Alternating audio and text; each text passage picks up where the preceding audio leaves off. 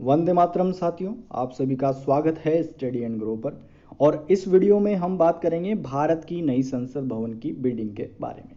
हाल ही में खबरों में रही नई संसद भवन की बिल्डिंग, जिसका हाल ही में 28 मई को उद्घाटन किया गया मोदी जी के द्वारा, उसके बारे में हम बात करेंगे। सबसे पहले शुरू करते हैं इसके कुछ खास तथ्यों के बारे में कि जो नया संसद भवन है एक अत्याधुनिक सुविधा से युक्त है। ये 150 वर्षों के लिए भारतीय संसद की जरूरतों को पूरा करने के लिए डिजाइन किया गया है। साथ ही ये भारत के गौरव का प्रतीक है और इसको पेपरलेस बनाया गया है। सांसदों के उचित दफ्तर और कर्मचारियों के लिए उचित व्यवस्था के इंतजाम इसमें किए गए हैं। इसकी शेप देखिए तो ये त्रिभुजाकार शेप है, जो इष्टतम जो व्यवस्था है उसका उपयोग करने के हिसाब से बनाया गया है। आगे बात करें नए संसद भवन की आवश्यकता के बारे में, तो नए संसद भवन की आवश्यकता जो है इस हिसाब से होती है कि जो पुराना संसद भवन था जो वर्तमान में कार्यरत है, वो जब उसका निर्माण हुआ था तो उस समय दिल्ली भूकंपीय क्षेत्र सेकंड में आता था, परंतु अब ये भूकंपीय क्षेत्र फोर्थ में आता है। दूसरी बात करें तो वर्तमान संसद भवन में जो संयुक्त सत्र होता है लोकसभा और राज्यसभा का, उसमें बैठने की पर्याप्त क्षमता उपलब्ध नहीं है। दूसरी बात, यहाँ का बिगड़ता बुनियादी ढांचा, क्योंकि लगभग पुरानी बिल्डिंग को लगभग 100 साल हो चुके हैं और 100 साल होने के बाद यहाँ पर जो स्थिति है वो यहाँ पर लीकेज की समस्या हो रखी है। साथ में यहाँ पर इलेक्ट्रिक वायरिंग में फॉल्ट है और नई नई जो से तकनीकी आ रही है तो उनको यहाँ पर इम्प्लीमेंट किया जा रहा है इसकी दीवारों में, तो वहाँ पर भी दीवारों में नई वायरिंग करने के कारण, नई लाइन बिछाने के कारण भी यहाँ पर समस्या उत्पन्न हो रही है। तो एक रीज़न बुनियादी ढांचे में बिगड़ाव भी एक आवश्यकता महसूस होती है। दूसरी बात करें तो मौजूदा संसद में पुरानी संचार अवसंरचना है और प्रौद्योगिकी भी है, तो पुरानी अवसंरचना को चेंज करके नई जो संसद भवन है उसमें इसको प्रत्यारोपित किया गया है। आगे बात करें कि वर्तमान संसद भवन एक औपनिवेशिक युग की इमारत है, क्योंकि उस समय भारत क्या है, अंग्रेजों का गुलाम था। और 1911 में जो राजधानी है वो कलकत्ता से दिल्ली शिफ्ट हुई। उसके बाद वर्तमान संसद भवन अस्तित्व में आया, इसकी नींव रखी गई और 1921 से 1927 तक इसका काम चला और 6 वर्षों में 83 लाख की लागत के साथ ये संसद भवन बनके तैयार हुआ। इसके वास्तुकार सर एडविन लुटियंट और हर्बर्ट बेकर थे। सर एडविन लुटियंट का कहना था कि जो गोलाकार संसद है, जो वर्तमान की संसद है, उसका जो बीच वाला भाग है उसको क्या है, गुंबद की तरह बनाया जाए।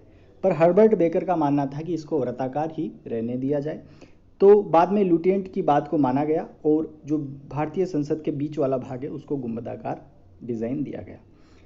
जो अब प्रेजेंट वाली संसद है, जिसको नई संसद भवन जिसका 28 मई को उद्घाटन हुआ है, उसका जो है लागत आई है 971 करोड़ रुपए और जो पुरानी संसद भवन है उसको बनाने में 83 लाख रुपए का खर्च आया था।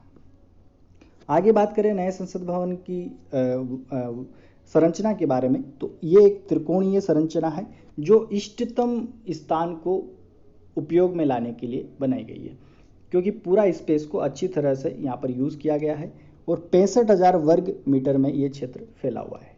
इसके लोकसभा कक्ष की बात करें तो इसमें 888 888 जो है सीटें हैं। राज्यसभा की क्षमता 384 है।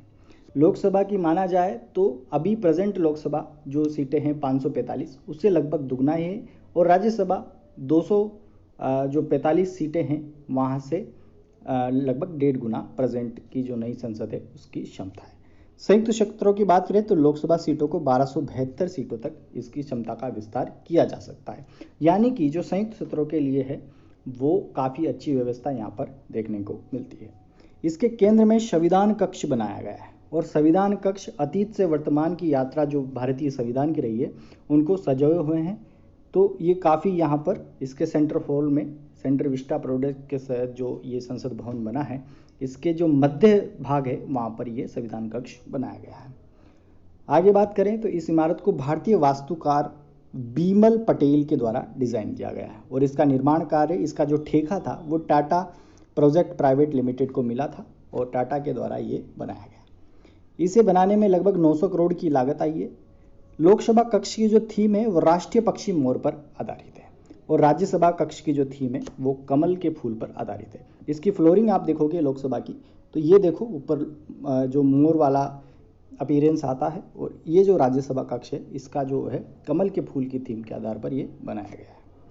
आगे बात करें, नई संसद भवन में 3 मेन गेट है, हालांकि 6 गेट हैं पर 3 मेन गेट हैं, जिसका नाम है ज्ञान द्वार, एक शक्ति द्वार और तीसरा है कर्म द्वार। 6 गेटों में से जो एक गेट है वो प्रधानमंत्री के लिए और राष्ट्रपति के लिए एक, और तीसरा जो गेट है वो है जो लोकसभा अध्यक्ष है उनके लिए, बाकी एक सांसदों के लिए, और बाकी जो 2 गेट है वो पब्लिक के लिए रहेंगे। अब जो नई संसद भवन का जो उद्घाटन हुआ उस समय जो विशेष स्वर्ण राजदंड सेनगोल, जिसको वो नई संसद भवन में स्थापित किया गया। क्या है सेनगोल? ये आप फोटो में देख सकते हैं कि इस तरह का एक जो है सेनगोल है। ये क्या है कि एक लोहे के ऊपर एक सोने का वर्क चढ़ा हुआ है। ये एक प्रतीक है, क्योंकि जब भारत औपनिवेशिक शासन से आज़ाद हुआ था तो नेहरू जी को ये सेनगोल दिया गया था, और यही प्रतीक के रूप में जो है अभी प्रेजेंट संसद का उद्घाटन हुआ वहाँ पर भी दिया गया। और इस सेनगोल को जो है प्रधानमंत्री मोदी जी द्वारा लोकसभा अध्यक्ष की कुर्सी के पास रखा गया।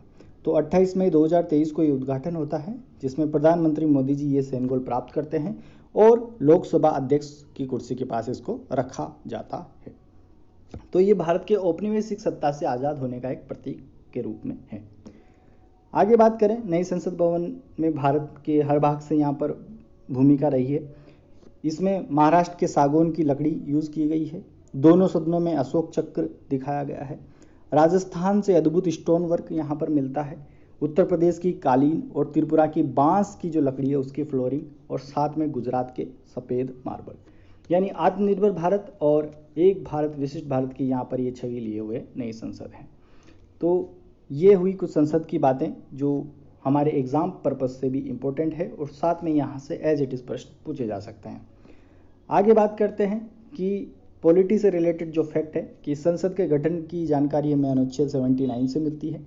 राज्यसभा के बारे में अनुच्छेद 80 में बताया गया है, और लोकसभा का गठन के बारे में हमें अनुच्छेद 81 में बताया गया है। संविधान के अनुसार संसद के 3 अंग होते हैं, एक तो राष्ट्रपति, दूसरा लोकसभा, तीसरा राज्यसभा। राष्ट्रपति का उल्लेख भारत का एक राष्ट्रपति होगा, वो अनुच्छेद 52 में बताया गया है। तो ये कुछ फैक्ट थे जो पॉलिटी से रिलेटेड थे। साथ ही इस वीडियो के हम अंत में आ चुके हैं, और जिनको ये वीडियो पसंद आती है वो ज़रूर लाइक करें और चैनल को सब्सक्राइब करें। धन्यवाद साथियों।